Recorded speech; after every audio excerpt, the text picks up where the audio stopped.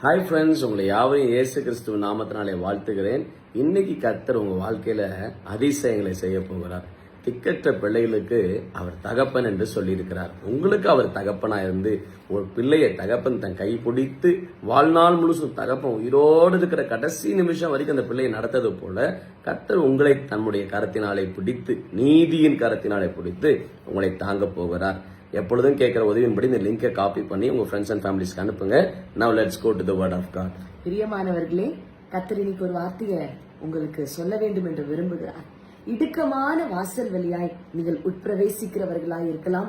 நீங்க சொல்லலாம், ஏன் இந்த இடுக்கமான வாசல், ஏன் இந்த ஒரு குறுகின வாசல் என் வாழ்க்கையில் இருக்கிறது என்று பாருங்க. வாசிக்கிறவங்களுக்காக லூக்கா 13ஆம் அதிகாரம் 24வது வசனம். இடுக்கமான வாசல் வழியாய் உட்பிரவேசிக்க பிரயாசப்படுங்கள். அநேகர் உட்பிரவேசிக்க வகை தேடினாலும் அவர்களால் கூடாமற் போகும் என்று உங்களுக்கு சொல்லுகிறேன். ஏன் இந்த பாதையில ஆண்டவர் நீ போன்றாரு? யாருமே நல்ல விரிவான பாதையில தான் போகணும்னு சொல்லி விரும்புவாங்க. ஆனா இயேசு கிறிஸ்து இங்க பிரசங்கம் பண்ணும்போது சொல்றாரு, இடுக்கமான வாசல் வழிய நீங்க தேட ஆரம்பிங்க என்று சொல்லுகிறார். வேதாகமத்துல இடுக்கமான வாசல் வழியாய் சென்ற ஒரு மனிதர்கள் 3 பேர்த்த உங்களுக்கு நான் காண்பிக்க போறேன். பாருங்க பிரியமானவர்களே, வேதம் சொல்லுகிறது மத்தேயு 9ஆம் அதிகாரம் 20வது வசனத்துல, அப்பொழுது 12 வருஷமாய் பெரும்பாடுள்ள ஒரு ஸ்திரீ, இந்த ஸ்திரீ 12 வருஷம் தன்னுடைய வாசல்கள் எப்படி இருந்ததுன்னா, விரிவான வாசல் அல்ல, சந்தோஷமான வாசல் அல்ல, இடுக்கமான வாசல் வழியில அந்த அம்மா செல்றாங்க. ஆனா இத்தனை போராட்டத்தின் மத்தியில எந்த மனுஷன் அந்த அம்மாவை சேர்த்தி கொள்ள ஆசைப்படல. ஊருக்கு வெளியே குடியிருக்கிறாங்க. எல்லாரும் இவள் செய்த பாவமா, சாபமா, துரோகமான்னு சொல்லி அந்த அம்மாவை இகழ்ந்து பேசுகிற நேரத்துல வேதம் சொல்லுகிறது, இயேசுடைய ஆடையை தொடுவதற்கு அந்த அம்மாவுக்கு ஒரு வாய்ப்பு கிடைத்தது.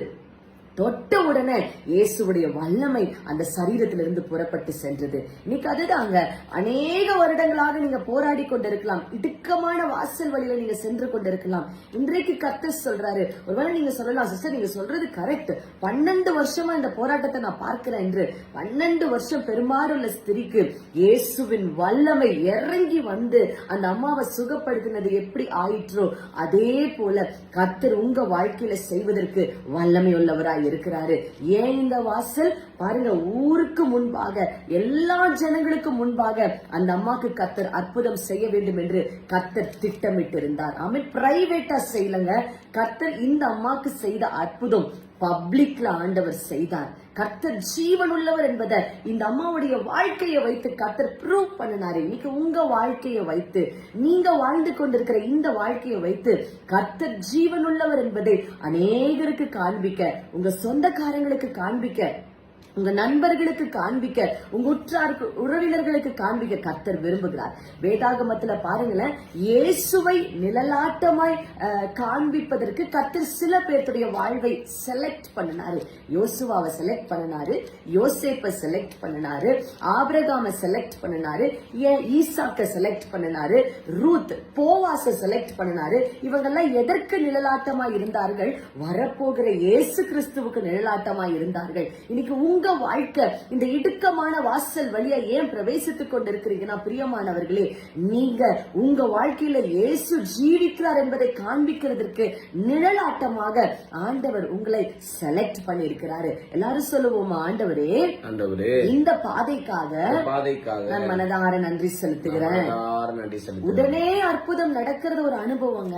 பல வருஷங்கள் கழித்து அற்புதம் நடக்கிறது ஒரு அனுபவம். ஆனா இந்த வேதம் சொல்லுகிறது, கர்த்தர் செலக்ட் பண்ண ஆட்கள்லாம் பாத்தீங்கன்னா 12 வருஷம், 34 வருஷம், 38 வருஷம், இப்படி கர்த்தர் பல வருடங்களுக்கு பிற்பாடு அற்புதம் செஞ்சாரு. ஏன்னா கர்த்தர் இவர்கள் வாழ்க்கை மூலமாக தன்னை வெளிப்படுத்த வேண்டும் என்று விரும்புகிறார். இன்னைக்கு உங்களை வைத்து ஆண்டவர் இந்த பூமியில நீங்க வாழ்ந்து கொண்டிருக்கிற பட்டணத்துல அவரை வெளிப்படுத்த வேண்டும் என்று விரும்புகிறார். இந்த பாதையை நினைச்சு சோர்ந்து போகாதீங்க. இந்த பாதையில இயேசு மகிமைப்பட போகிறார். ஆமென். இன்னொரு அம்மாக்கு கூட வேதாகமத்துல ஒரு காரியம் நடக்குது, உங்களுக்காக நான் வாசிக்கிறேன். யோவான் 5ஆம் அதிகாரம் 5வது வசனம். இங்க ஒரு மனிதன் இருக்கிறாரு. வேதம் சொல்லுகிறது 38 வருஷம் இந்த மனுஷன் வியாதிப்பட்டு ஒரே இடத்துல இருக்கிறாரு. இடம் கூட மாறல. நீங்க கூட சொல்லலாம், நீங்க சொல்றது கரெக்ட் சிஸ்டர், 34 இயர்ஸ் நான் போராடிக்கிட்டு இருக்கேன், 30 வருஷம் நான் போராடிக்கிட்டு இருக்கிறேன், என் குடும்பத்துல பிரச்சனைங்க, என்னுடைய சொத்துல பிரச்சனை, நான் அனுபவிக்க வேண்டியதை வேற யாரும் அனுபவித்துக் கொண்டிருக்கிறாங்கன்னு நீங்க சொல்லலாம். ஆனா இந்த 34 வருஷம் படுத்த படுக்கையா இருந்த இந்த மனிதனுக்கு நகர கூட முடியல. ஆனா இயேசு வந்தார், இயேசு சந்தித்தார். இன்னைக்கு நான் சொல்றேன், ஏன் இவ்வளவு நாட்கள் போராட்டம்னா உங்களை இயேசு சந்திக்க வேண்டும் என்று விரும்புகிறார். நீங்க ஆண்டவரே நீங்க எப்படி ஜெபிக்கணும்னா, ஆண்டவரே நீங்க என்ன பர்சனலா வந்து சந்திங்கப்பா, நீங்க என்ன விரும்புகிறீங்களோ அதை செய்யுங்கப்பா. இந்த 34 வருஷம் 38 வருஷம் படுத்த படுக்கையா இருந்த இந்த மனிதனுடைய வாழ்க்கையில என்ன நடந்ததுன்னா, எந்த மனுஷனுடைய உதவியும் இல்லாம இயேசுவே இறங்கி வந்து அற்புதம் செய்தார். இன்னைக்கு உங்க வாழ்க்கையில நடக்கிற இந்த போராட்டத்துல மனுஷனுக்கு மகிமை போக வேண்டும் என்று பாருங்களேன் ஏசப்பா விரும்புகல. ஆனா இயேசுவுக்கு மகிமை செல்ல வேண்டும் என்று கர்த்தர் விரும்புகிறார். இன்னைக்கு நான் சொல்றேங்க, எவ்வளவு போராட்டம் இருந்தாலும் கவலைப்படாதீங்க, எல்லா மகிமையும் கனமும் இயேசுவுக்கு செலுத்த ஆரம்பிங்க. மோசேயுடைய வாழ்க்கையில இயேசு கிறிஸ்து பாருங்க, அவர் பார்வோனுடைய வீட்டுல இருக்கும் போது அற்புதம் செய்ததை காட்டிலும் பார்வோன் வீட்டை விட்டு வெளியே வந்து யாருமே இல்லாத நிலைமையில மோசே தனியா இருக்கும் பொழுது செய்த அற்புதங்கள் அதிகம். இன்னைக்கு உங்களுக்கு சொல்ல ஆசைப்படுகிறேன், அதுதான்.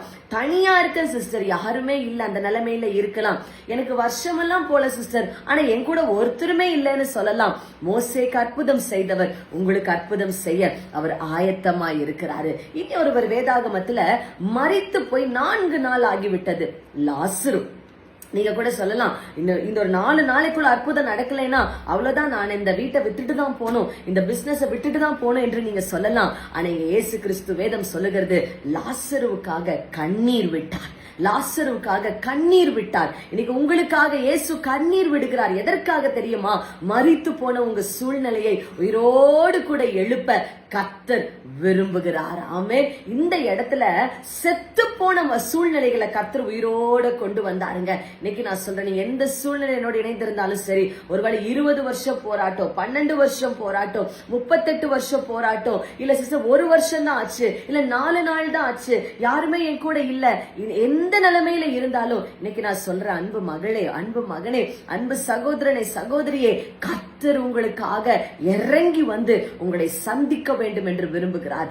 உடனே அற்புதம் நடக்கிறத காட்டிலும் தாமதமாய் நடக்கிற அற்புதங்களுக்கு இயேசுவே இறங்கி வந்து அவரே செய்கிறவராய் மாறுகிறார். இன்னைக்கு இயேசு உங்க மத்தியில இறங்கி வர போகிறாருங்க.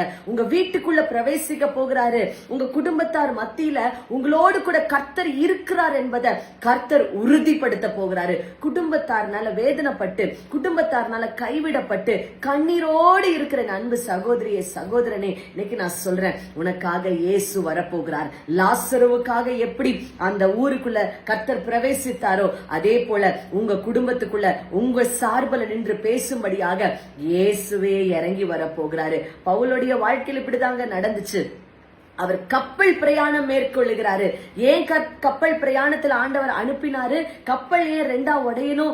ஏன் அங்க புயல் வரணும்? ஏன் அங்க காற்று வரணும்? ஏன் தெரியுமாங்க? ஒரு தேசத்துக்கே பவுல் ஆசீர்வாதமாய் மாறினார். அந்த தீவுக்கு, அந்த மலித்தா தீவுல பவுல கர்த்தர் ஆசீர்வாதமாய் மாற்றும்படியாக சில காரியங்கள் பவுலுடைய வாழ்க்கையில நடக்க வேண்டியதா இருந்தது. பவுல் சோர்ந்து போகல. ஏன் சோர்ந்து போகலனா, பவுல் சொல்லுகிறாரு, என்னை அழைத்த தேவன் உண்மையுள்ளவர். பவுலுக்கு ஒரு தேவதூதன் தரிசனமாகி சொல்றாரு, பயப்படாதே, உன்னை ரோமருக்கு முன்பாக, உன்னை அந்த அதிபதிக்கு முன்பாக கொண்டு போய் நிறுத்துற வரைக்கும் ஆண்டவர் உன்னை விடமாட்டார் என்று சொல்லுகிறார். இன்னைக்கு உங்களுக்கு நான் சொல்றேங்க, கர்த்தர் உங்க வாழ்க்கையில வைத்திருக்கிற நோக்கம் நிறைவேறுகிற வரைக்கும் ஆண்டவர் உங்களை விடமாட்டார். அவர் சொன்ன ஒவ்வொரு வார்த்தையும் தரையில் விழுந்து போகவே போகாது. ஆமென். ஆடு மேய்ச்சவன ராஜாவா மாத்த தேவனால முடியும்னா, ஊரை விட்டு போன நகோமியோடைய வாழ்க்கைய திரும்பவும் சந்தோஷமாய் மாற்ற கர்த்தரால முடியும் என்றால், பாருங்க, அடிமையாய் விற்கப்பட்ட ஜனங்களை எஸ்தர் என்ற ஒரு அடிமை பெண்ணை வைத்து ராஜாத்தியாய் வாழ வைக்க கர்த்தரால முடியும் என்றால், இன்னைக்கு உங்க வாழ்க்கைய மாற்ற இயேசு இறங்கி வருகிறார். இன்றைக்கு இறங்கி வருகிறார். இன்னைக்கு மாலைக்குள்ளாக நீங்க ஜெபிக்க ஆரம்பிங்க. ஆண்டவரே, நான் உங்களை பார்க்கணும்பா, உங்களை ருசி பார்க்கணும், உங்களுடைய சூழ்நிலையில நீங்க கடந்து வருகிறத நான் பார்க்கிறோம், நீங்க கேட்க ஆரம்பிச்சீங்கன்னா இயேசு இறங்கி வருவார். ஆண்டவருக்கு வருஷம் முக்கியம் இல்ல, நாட்கள் முக்கியம் இல்ல, எப்பேற்பட்ட சூழ்நிலைன்ற முக்கியம் இல்ல. அவருக்கு எது முக்கியம்னா இந்த சூழ்நிலையில நீங்க இயேசுவை நோக்கி கூப்பிடுகிறீர்களா இல்ல மனிதர்களை நோக்கி கூப்பிடுகிறீர்களா, இதுதாங்க ஆண்டவருக்கு முக்கியம். நீங்க ஆண்டவர்கிட்ட சொல்லுங்க, ஆண்டவரே ஆண்டவரே நான் உம்மை நோக்கி கூப்பிடுகிறேன், உம்மை நோக்கி கூப்பிடுகிறேன். நான் உம்மை கூப்பிடுகிற பொழுது நான் உம்மை கூப்பிடுகிற பொழுது நீங்க என் பக்கத்துல வருகிறீங்க நீங்க என் பக்கத்தில் வருகிறீங்க என்பதை நான் விசுவாசிக்கிறேன்பா. என்பதை நான் விசுவாசிக்கிறேன்பா. இன்றைக்கு கர்த்தர் உங்களுக்கு ஒரு வேர்டு கொடுக்கிறார். என்னன்னா, மகளே என்னை நோக்கி கூப்பிடு, உனக்கு நான் அறியாததும் எட்டாததுமான பெரிய காரியங்களை உனக்காக செய்ய போகிறேன். ஆமென், ஆமென். பிரியமானவர்களே, கர்த்தர் உங்களை கைவிடுவது போல இல்ல. கர்த்தர் உங்களை விட்டு விலகிறதுன்னு அவர் எண்ணத்திலேயே இல்ல. பெரிய அற்புதங்களையும் பெரிய மேன்மைகளையும் கர்த்தர் உங்களுக்காக செய்ய போகிறார். ஜெபிக்க போகிறோம். கர்த்தாவே, ஆமாப்பா, உங்களுடைய நிறைவான அபிஷேகம் இந்த நேரத்தில் எங்களை நிரப்புனதுக்காய் துதிக்கிறோம்ப்பா. ஆமாப்பா, எங்களுடைய கவலைகள், எங்களுடைய பயங்கள், எங்களுடைய ஆண்டவரே வேதனைகள், இவைகள் அனைத்தும் ஆண்டவரே நீங்க எடுத்துக்கங்கப்பா. நீங்க தான் சொல்லியிருக்கீங்களே, கர்த்தர் மேல் உன் பாரத்தை வைத்து விடு, அப்பொழுது உன்னை அவர் ஆதரிப்பார் என்று சொன்னீங்க. ஆமாப்பா, இந்த சுமக்க முடியாத பாரம், இந்த தாங்க முடியாத துயரங்கள் எல்லாம் ஆண்டவரே உன் பாதத்துல நாங்க இறக்கி வச்சிடறோம். நீங்க எங்களுக்கு ஆதரிப்பை காண்பீங்க, நீங்க எங்களுக்கு அதிசயங்களை செய்யுங்க. இன்னைக்கு கண்ணீரோட வேதனையோட ஜெபிக்கிற ஒவ்வொருவருக்காய் நாங்க ஜெபிக்கிறோம். இன்றைக்கு ஒரு அற்புதம் அவங்க வாழ்க்கையில நடப்பதா. நீங்க தானே சொன்னீங்க, கீழே இல்லாம மேல இருப்பாயின்னு சொன்னீங்களே. இயேசுவ நாமத்துல என் சகோதரி என் சகோதரனும் இந்த நிமிஷத்திலிருந்து அவங்க வாழ்க்கையில அவர்களை கீழ்படுத்துகிற, அவங்க இருக்க நன்மைகளை பிடுங்குகிற அசுத்தாவிகளை துரத்தி மகிமையாக நீங்க நிரப்புகிறதுக்காக துதிக்கிறோம். மேன்மையான உயர்வுகளையும் நீங்க தர வேண்டும் என்று ஜெபிக்கிறோம். மான்கால்களை போல உங்க கால்களை மாத்திடுங்கப்பா, இயேசுவின் நாமத்தில் பிதாவே, ஆமென். நான் என் ஆவியில உணர்கிறது சொல்றேன், கர்த்தர் உங்களுக்கு ஒரு இளைப்பாறுதலை தரப்போகிறார். உங்களுடைய வாழ்வில மேன்மைகளை கர்த்தர் தரப்போகிறார். ஆமென். ஆமென். You are blessed. You are blessed. Bye-bye.